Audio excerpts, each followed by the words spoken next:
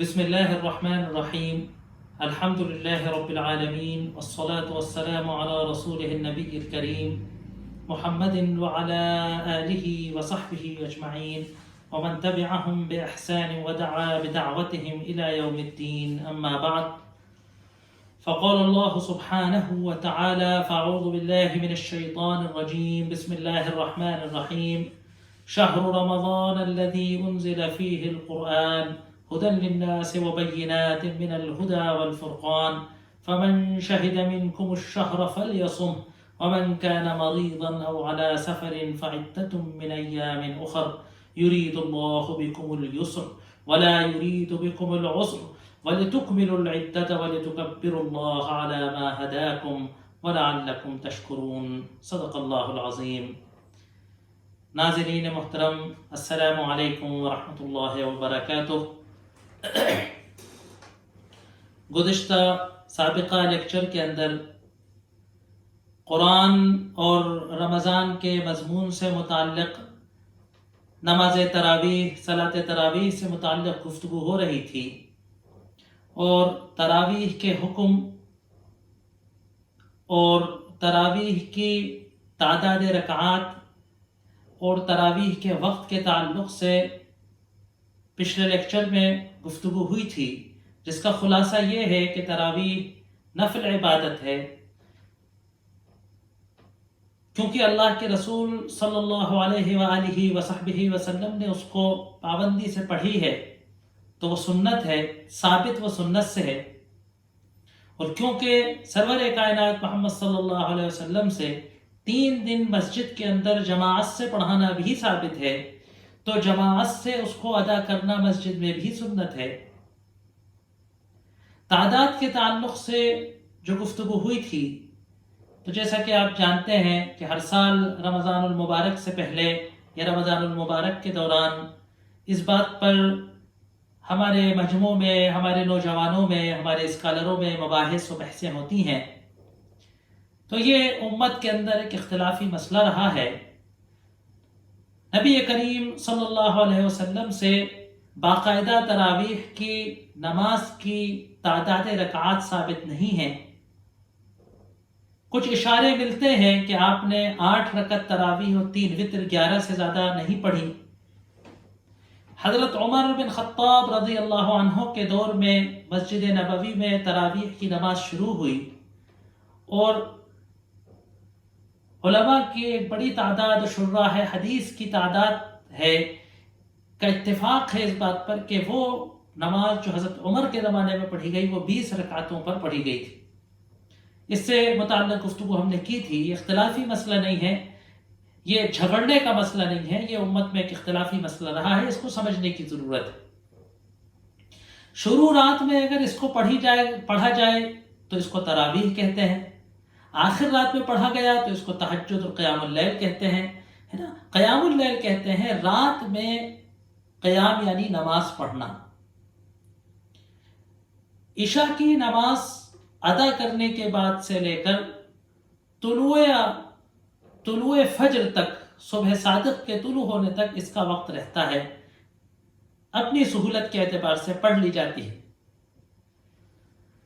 اب ایک مسئلہ اور تھا کہ اس میں کتنا قرآن پڑھا جانا چاہیے.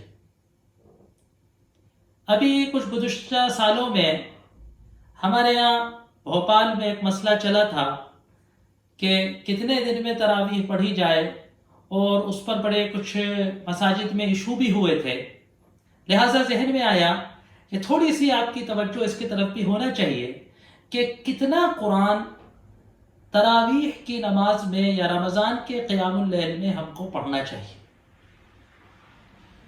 سب سے پہلی بات کہ باقاعدہ نبی کریم صلی اللہ علیہ وسلم سے یا صحابہ کرام رضوان اللہ علیہم اجمعین سے اس میں کوئی باقاعدہ تعداد آیات یا وقت متعین نہیں ہے. اور اسلام کا جو مزاج ہے نفلی عبادت میں، وہ یہی ہے کہ نفلی عبادت کے اندر انسان کو اس کے ذوق کے اعتبار سے، اس کی گنجائش کے اعتبار سے، اس کی سہولت کے اعتبار سے، اس کی نشاط اور چستی کے اعتبار سے اس کے ثوابدید پر چھوڑا جائے کہ وہ اس عبادت کو کتنی کرے. ہاں، کچھ ہدایات، کچھ معمولات روایتوں سے منقول ہوتے ہیں جن کو سامنے رکھ کر ہمارے سامنے ایک صورت آتی ہے کہ نوعیت کیا ہے۔ عام طور سے سرور کائنات محمد صلی اللہ علیہ وسلم کے تعلق سے جو روایت کیا جاتا ہے کہ آپ بہت طویل قیام اللیل فرمایا کرتے تھے۔ روایتوں میں آتا ہے کہ حضرت حذیفہ بن یمان رضی اللہ عنہ نے آپ کے ساتھ رات میں قیام اللیل کی نماز پڑھی تو آپ نے اس روز سورہ بقرہ، سورہ آل عمران اور سورہ نساء تقریباً ایک منزل کے برابر قرآن آپ نے اس میں پڑھا۔ جن 3 دن آپ نے نماز پڑھائی مسجد میں آ کر، اس میں آپ نے اتنی طویل قیام اللیل کیا کہ آخری دن کے بارے میں حضرت عبداللہ ابن عباس رضی اللہ عنہ کی روایت ہے کہ جب نماز سے فارغ ہو کر ہم لوگ اپنے گھروں کو جا رہے تھے تو کنہ نخش الفلاح، ہم میں سے ہر ایک پلٹ پلٹ کر پیچھے مڑ کر دیکھتا تھا کہ صبح صادق تو نہیں ہونے والی، کیا سحری کا وقت بچا ہے یا سحری آج فوت ہو جائے گی۔ تو اتنا طویل آپ نے قیام اللیل فرمایا۔ تو نبی کریم صلی اللہ علیہ وسلم سے لمبا پڑھنا ثابت ہے۔ حضرت عمر بن خطاب رضی اللہ عنہ نے جب مسجد میں تراویح کی نماز پڑھنے کا طریقہ رائج کیا 14 ہجری کے اندر، تلاشنے کی کوشش کی ہم نے کہ اس وقت جو مسجد میں نماز پڑھنے کی ہدایت دی گئی تو کتنا قرآن پڑھنے کو کہا جاتا تھا۔ ایک روایت کے اندر آتا ہے کہ حضرت عمر کے زمانے میں کئی قرہ پڑھاتے تھے تو آپ نے ہدایت فرمائی 3 قاریوں کو، اسرعہم، جو ان میں سب سے تیز قرآن پڑھتا تھا، اس کو ہدایت کی تھی کہ وہ ہر رکعت کے اندر 30 آیات پڑھا کرے، اور جو درمیانی انداز سے پڑھتا تھا اس کو ہدایت کی تھی کہ وہ 25 آیات پڑھا کرے، اور جو بہت آہستہ پڑھتا تھا، ٹھہر ٹھہر کر پڑھتا تھا، دھیرے پڑھتا تھا، اس کی قرأت میں وقت زیادہ لگتا تھا، اس کے بارے میں آپ نے ہدایت فرمائی کہ وہ 20 آیات ہر رکعت کے اندر پڑھے۔ گویا حضرت عمر رضی اللہ عنہ نے جو فرمان جاری کیا تھا اس میں 20 سے 30 آیات تک پڑھنے کو کہا گیا تھا۔ اس کو اگر ہم ایک نمونہ سمجھ کر اس پر ناپیں، گویا 20 رکعتوں میں اگر دیکھیے تو 400 سے لے کے 600 آیات پڑھ لی جائیں گی، یعنی 10 دن سے لے کے 15 دن کے اندر قرآن ختم ہو جائے گا۔ دیگر ایک آدھ جگہ علامہ ابن کثیر وغیرہ نے بھی اس بات کی طرف اشارہ کیا ہے کہ حضرت عمر بن خطاب نے جتنا قرآن پڑھنے کو کہا تھا اس کو اگر اندازہ لگائیں تو رمضان میں 3 بار قرآن پڑھا جا سکتا ہے تراویح کی نماز۔ تابعین اور تبع تابعین کے دور کے تعلق سے نقل ہوا ہے کہ حضرت اسحاق بن راہویہ رحمۃ اللہ علیہ سے کسی شخص نے پوچھا کہ قیام اللیل میں رمضان کی تراویح میں مجھے کتنی آیتیں پڑھنا چاہیے، تو انہوں نے فرمایا کہ کم سے کم 10 آیات سورہ بقرہ کے بقدر۔ سورہ بقرہ کی آیات قرآن میں ذرا طویل آیتیں ہیں، بعض آیتیں ایک سورہ واقعہ کی آیات بھی ہیں، تو قرآن میں چھوٹی آیتیں بھی ہوتی ہیں، طویل آیتیں بھی ہوتی ہیں، تو سورہ بقرہ کی آیات میں کی 10 آیات کے بقدر سے کم کی رخصت تمہیں نہیں ہے؟ تو انہوں نے فرمایا کہ لوگ اتنی مقدار پر راضی نہیں ہوں گے، تو فرمایا کہ اگر لوگ اس سے زیادہ، اس سے کم پر راضی ہوں، اتنے پر راضی نہ ہوں تو فلا تعمہم، تو ایسے لوگوں کی تم امامت نہیں کرو۔ گویا انہوں نے 10 آیات سے کم پر اجازت نہیں دی۔ حضرت احمد ابن حنبل رحمۃ اللہ علیہ سے کسی شخص نے حضرت اسحاق ابن راویہ کے اس قول کو نقل کر کے اس کے حوالے سے جب پوچھا تو حضرت احمد ابن حنبل رحمۃ اللہ علیہ نے فرمایا کہ لوگوں کے نشاط، لوگوں کی ذوق اور ان کی ہمت کے مطابق اس میں قرآن پڑھا جائے گا۔ تمہیں کوئی حرج نہیں ہے کہ تم 5 آیتیں پڑھ لو یا 6 آیتیں پڑھ لو یا 7 آیتیں پڑھ لو۔ اب اس پوری بات کے کہنے کا مطلب یہ ہے کہ ہمارے یہاں بھوپال کے اندر ایک طویل عرصے سے جو کچھ رواج دیکھنے میں آ رہا ہے کہ ہم، جیسے میں نے اس سے پہلے بھی عرض کیا تھا کہ ہم لوگ انتہا پسندی کا مزاج رکھتے ہیں، تشدد کا مزاج رکھتے ہیں. ہم جس بھی رائے کی طرف جاتے ہیں تو پھر اس میں غلو کرتے ہیں، مبالغہ کرتے ہیں. اب کسی نے کہا کہ صاحب کم دن میں قرآن پڑھیں گے، تو وہ سمجھتا ہے کہ صاحب کم دن کا قرآن پڑھنا یہ اصل ثواب ہے، قرآن کی تعداد اصل ثواب ہے، کتنے سپارے میں نے پڑھے یہ اصل تعداد ہے. کسی نے کہا کہ نہیں صاحب قرآن پورے مہینے 27 شبوں میں یا 29 شبوں میں ختم کریں گے. مسئلہ اصل کیا ہے کہ ہم کو بات سمجھنا چاہیے کہ شریعت کا تقاضا کیا ہے.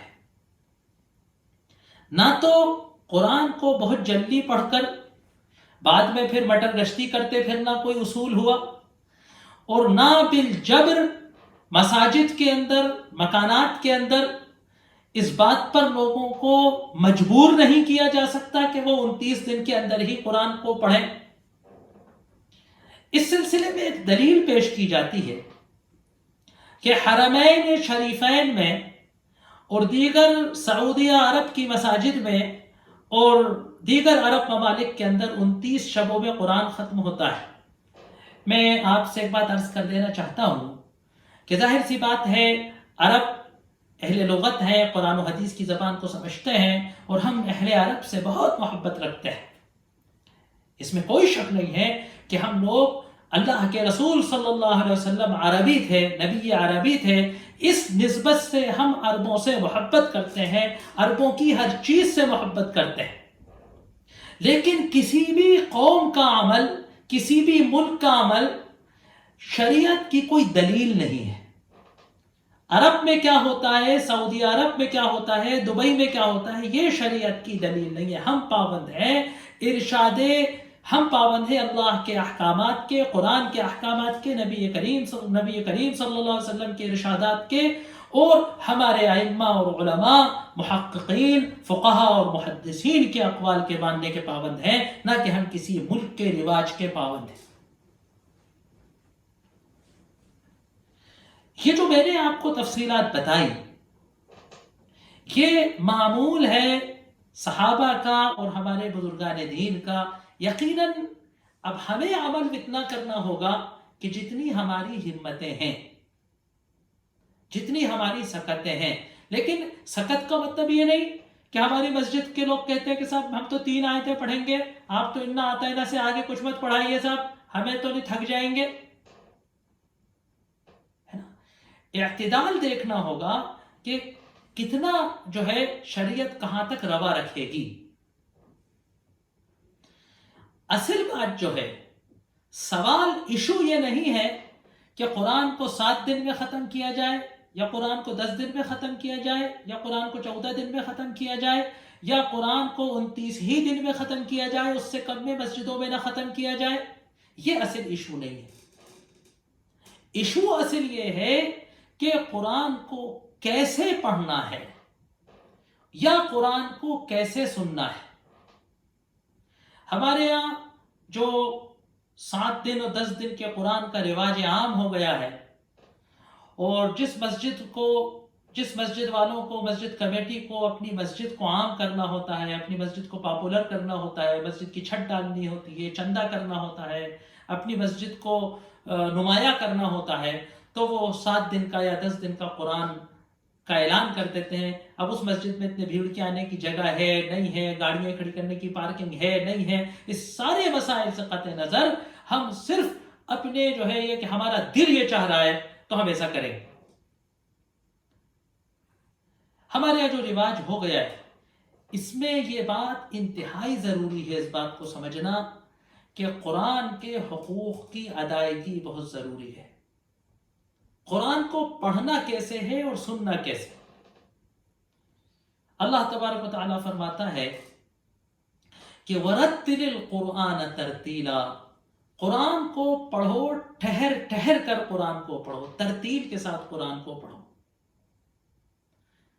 ایک اور جگہ اللہ تبارک و تعالیٰ نے فرمایا وَلَا تُحَرِّكْ بِهِ لِسَانَكَ لِتَعْجَلَ بِهِ.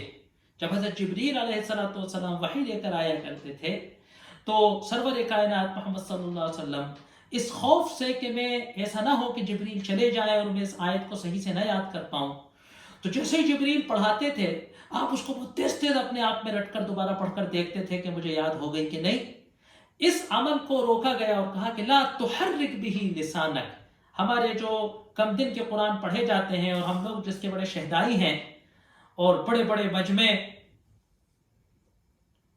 اور بڑی بڑی بھیڑیں ہمارے نوجوانوں کی ایسی مسجدوں میں امڑ آتی ہیں اور اس کے باہر چائے اور پان کی دکانیں کھل جاتی ہیں، ان کو اس بات کو تھوڑا سا سمجھنا ہوگا کہ اللہ کہہ رہا ہے وَلَا تُحَرِّكْ بِهِ لِسَانَكَ، اپنی زبان کو تیزی سے حرکت نہ دو لِتَعْجَلَ بِهِ، تاکہ تم اس کو جلدی سے پڑھ ڈالو.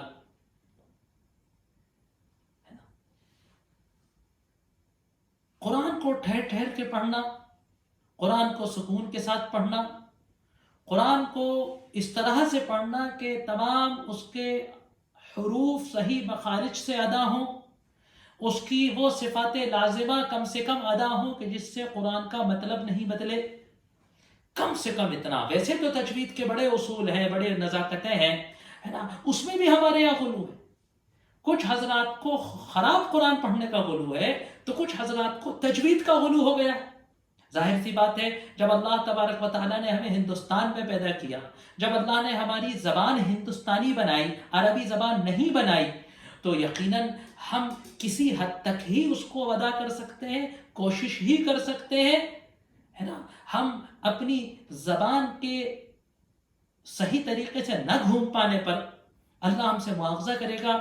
اور بڑی آسانی سے لوگ کہہ دیتے ہیں کہ صاحب ساری عمر جو آپ نے قرآن پڑھا گویا پڑھا ہی نہیں تھا، قرآن پڑھنے کا کوئی فائدہ ہی نہیں ہوا. تو یہ سب چیزیں بھی جو ہے نادانی کی باتیں ہیں، ان کو سمجھنے کی ضرورت ہے. لیکن قرآن کو صحیح پڑھنے کی کوشش کرنا، قرآن کو صحیح پڑھنا سیکھنا، اور جتنا ممکن ہو اتنا قرآن کو اپنی زبان سے صحیح ادا کرنا، یہ ہر مسلمان پر واجب ہے. تو کم سے کم اس طریقے سے قرآن کو جب پڑھا جائے تو چاہے 7 دن میں پڑھیں، چاہے 10 دن میں پڑھیں، کیونکہ بہت سارے صحابہ کا معمول تھا کہ وہ رمضان کا قیام اللیل 7 دن یا 10 دن یا 15 دن کے اندر کرتے تھے، اور کچھ کا معمول تھا کہ وہ پورے مہینے میں کرتے تھے، اور کچھ کا معمول تھا کہ وہ پورا قرآن نہیں کرتے تھے. جتنا ہوتا تھا کھڑے ہو کر جتنا پڑھ لیا کرتے تھے. حضرت عمر بن خطاب کی بھی جو میں نے آپ کو روایتیں نقل کی ہیں وہ صرف مقدار ہے کہ ہر رکعت کے اندر اتنا قرآن پڑھے، ہے نا، اتنا قرآن پڑھے، اس کی مقدار ہے. یہ نہیں آئی ہے کہ ترتیب سے پڑھتے تھے کہ یا نہیں پڑھتے تھے، اس کا تذکرہ روایات میں صراحت و وضاحت کے ساتھ نہیں. دوسرا مسئلہ اسی سے جڑا ہوا کہ قرآن کو سننے کے آداب کیا ہیں تراویح کی نماز میں، یہ بھی بہت ضروری ہے. بعض حضرات کیا سمجھتے ہیں کہ اگر ہم کسی ایسی مسجد، کسی ایسے شادی ہال، کسی ایسے کیمپس میں پہنچ گئے ہیں جہاں امام تراویح میں قرآن سنا رہا ہے، تو کچھ حضرات قرآن سن رہے ہیں، میری اس جگہ پر موجودگی خالی مجھے قرآن کی برکتوں سے فیضیاب کر رہی ہے، میں تراویح میں شریک ہوں. گھروں سے بہت زبردست طریقے سے تیار ہو کر تراویح پڑھنے جاتے ہیں، وہ شاید واللہ ہی جانتا ہے کہ وہ کتنی تراویح پڑھتے ہیں. یہ جو ایک ظاہرہ ہے، یہ جو ایک نظارہ ہے بھوپال کی مسجدوں کا، جو ایک سین ہے بھوپال کی تراویحوں کا، اس سال تو خیر ان سب چیزوں سے ہم محفوظ ہیں، اللہ تبارک و تعالیٰ نے اس دفعہ تو کچھ اور دیگر حالات اللہ کی طرف سے منظور تھے، لیکن یہ ایک معمول ہے بھوپال.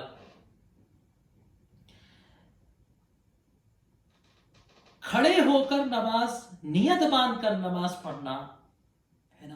جو حضرات کھڑے نہیں ہو سکتے کسی مجبوری میں، ان کا بیٹھ کر پڑھنا، قرآن کو پوری توجہ کے ساتھ سکون کے ساتھ سننا. علماء نے لکھا ہے، مفسرین نے اس بات کو واضح کیا ہے کہ قرآن جب پڑھا جا رہا ہو تو 2 فرض ہیں ہم پر. اذا قرئ القرآن، جب قرآن پڑھا جائے، فاستمعوا له وانصتوا، 2 چیزیں ہیں. ایک عمل یہ ہے کہ اس قرآن کو سنو، غور سے قرآن کو سنو.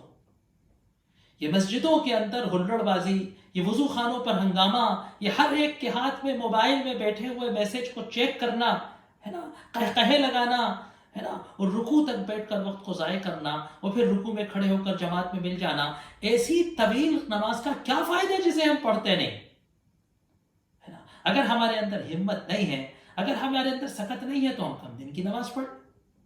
اتنی بھی ہمت نہیں ہے تو ہم جو ہے بغیر قرآن والی تراویح پڑھ لیں، الحم طرح سے نماز پڑھ لیں، لیکن ہم مسجد میں آئیں، دوسرے نمازیوں کو ڈسٹرب کریں، امام کی قرأت کو متاثر کریں، ہے نا، قرآن کی بے حرمتی کریں، مسجد کی بے حرمتی کریں، قرآن کا اور تراویح کا تماشا بنائیں، ہے نا، دنیا کے سامنے ہم اپنی عبادت کو ایک مذاق بنا کر رکھ دیں، ایسی نمازوں کے پڑھنے سے، ایسی نفلی نمازوں کو مسجد میں آ کر پڑھنے سے نہ پڑھنا زیادہ بہتر ہے۔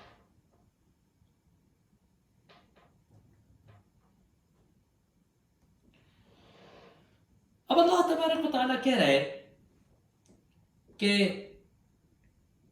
شہر رمضان الذی انزل فیہ القرآن ہدی للناس وبینات من الہدی والفرقان، رمضان کا مہینہ کہ جس کے اندر قرآن نازل ہوا ہے نا۔ یہ قرآن اور رمضان کے تعلق سے ہماری گفتگو ہوئی تھی۔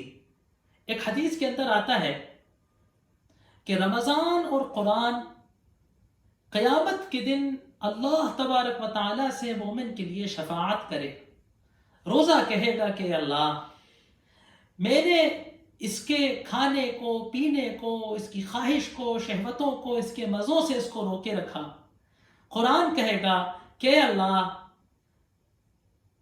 میرے قیام نے، مجھے پڑھنے نے اس کو رات کے سکون سے، نیند سے اور راحت سے باز رکھا، تو یہ دونوں اس کی شفاعت کریں گے۔ یہ قرآن اور رمضان کا کنیکشن ہے، تراویح اس کا بہترین، قیام اللیل، تلاوت یہ اس کا بہترین کنیکشن ہے۔ اب یہاں ایک اور مسئلہ جو آگے آ رہا ہے، فَمَنْ شَهِدَ مِنْكُمُ الشَّهْرَ فَلْيَصُمْهُ، بس جو تم میں سے اس مہینے میں حاضر ہو، بس جو تم میں سے اس رمضان کے مہینے کو پالے، شہد یعنی اس کے اندر حاضر ہو، پالے، ہے نا۔ کیسے پالے؟ کہ وہ بیمار نہ ہو، وہ بوڑھا اور بزرگ و ضعیف نہ ہو، وہ مقیم ہو، مسافر نہ ہو، یعنی روزہ رکھنے کی کنڈیشن میں جو اس مہینے کو پالے، فَلْيَصُمْ ہو، تو بس وہ اس کا روزہ رکھے، ہے نا، تو بس وہ اس کا روزہ رکھے۔ دیکھیے پچھلے ایک لیکچر میں نے آپ کو بتایا تھا کہ وہ جو اوپر ایک آیت گزری تھی کہ وہ عَلَى الَّذِينَ يُطِيقُونَهُ فِدْيَةٌ طَعَامُ مِسْكِين، کہ وہ حضرات کے جو روزہ رکھنے کی سخت رکھتے ہیں وہ مسکین کو فدیہ دیتے ہیں۔ تو ایک تعداد ہے مفسرین کی جو اس آیت کو منسوخ مانتے ہیں کہ شروع اسلام میں اس کی اجازت تھی، یہ کہہ کر جو ہے تھوڑا سا ہمت دلائی گئی تھی، اور جب دیکھا کہ مسلمان روزہ رکھنے کے لیے آمادہ ہو گئے، روزے کی فوائد کو جان چکے ہیں، تو پھر اصل حکم آیا کہ فَلْيَصُمْهُ، تو بس اس کا روزہ رکھے۔ مسافر اور بیمار کے علاوہ کسی کو اس بات کی اجازت نہیں ہے کہ وہ رمضان آئے اور وہ روزہ نہ رکھے۔ تو فَلْيَصُمْهُ، تو بس وہ اس کا روزہ رکھے، یہ اس آیت کو منسوخ کرتی ہے۔ پھر اسی لیے آگے اس بات کو دہرایا جا رہا ہے کہ کیونکہ اس فَلْيَصُمْهُ کے اس لہجے سے کوئی یہ نہ سمجھے کہ مسافر اور بیمار کو جو کنسیشن ملا ہوا تھا روزہ نہ رکھنے کا وہ بھی ختم ہو گیا ہے، ایسا کوئی نہ سمجھ جائے۔ اس لیے قرآن نے اس بات کو دوبارہ دہرا دیا، کیونکہ مومن روزہ رکھنے کا اللہ حکم دے رہا ہے تو مومن حتی الامکان اس بات کی کوشش کرتا ہے کہ وہ روزہ رکھے۔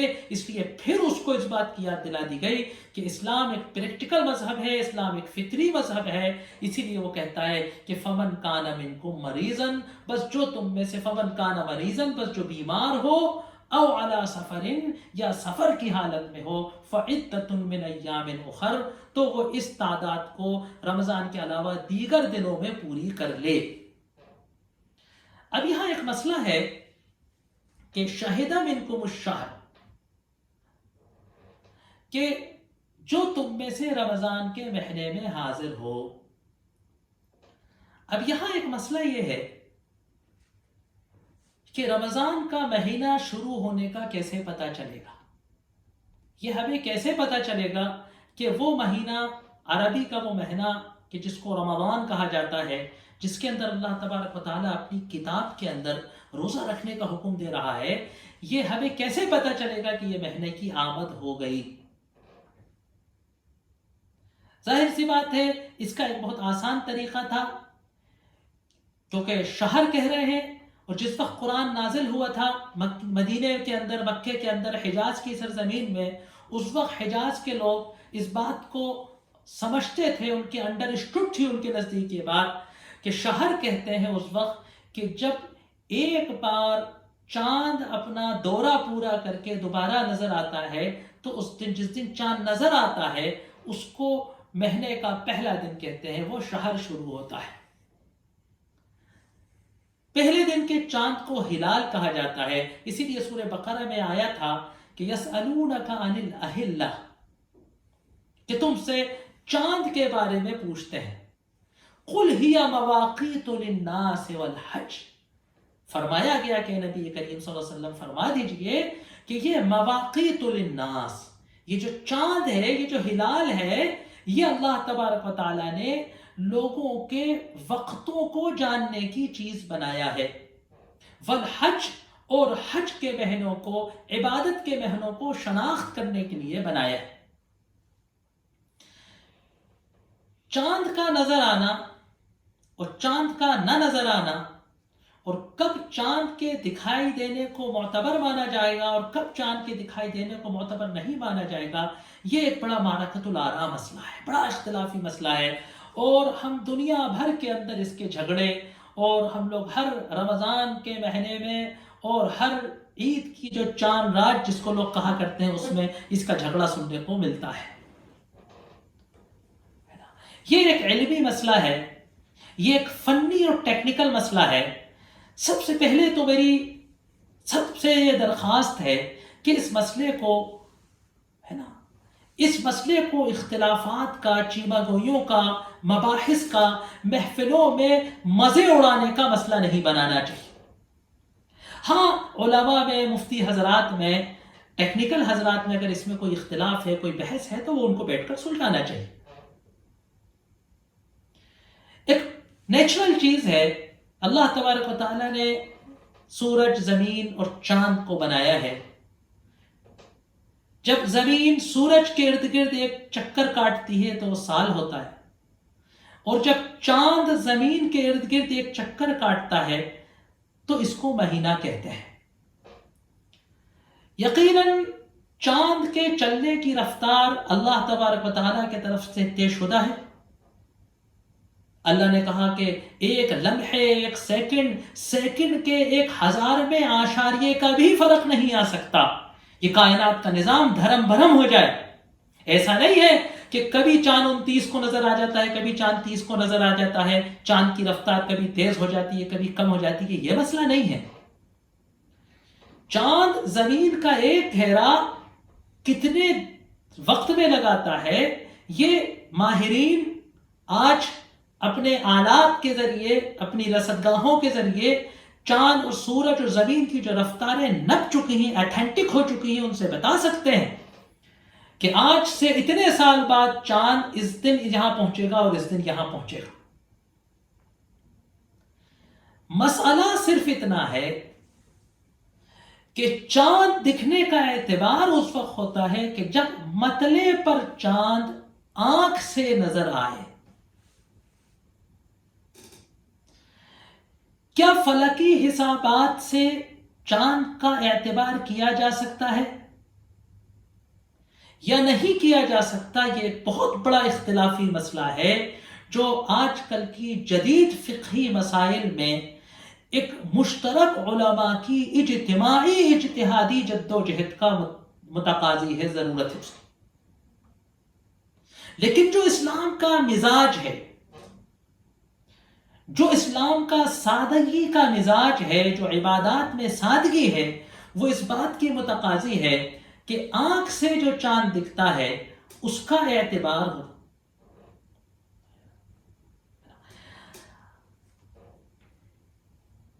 چاند کب دکھتا ہے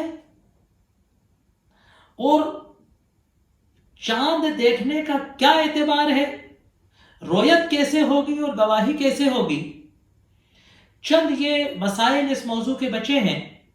انشاءاللہ اللہ نے توفیق دی تو اگلے لیکچر میں تھوڑا سا اس کے طرف ہم اشارہ کرنے کی کوشش کریں گے۔ اس کے بعد پھر یہاں انشاءاللہ دعا کا تذکرہ آ رہا ہے، اس کا پھر انشاءاللہ ذکر کریں گے، وآخر دعوانا ان الحمد للہ رب العالمین.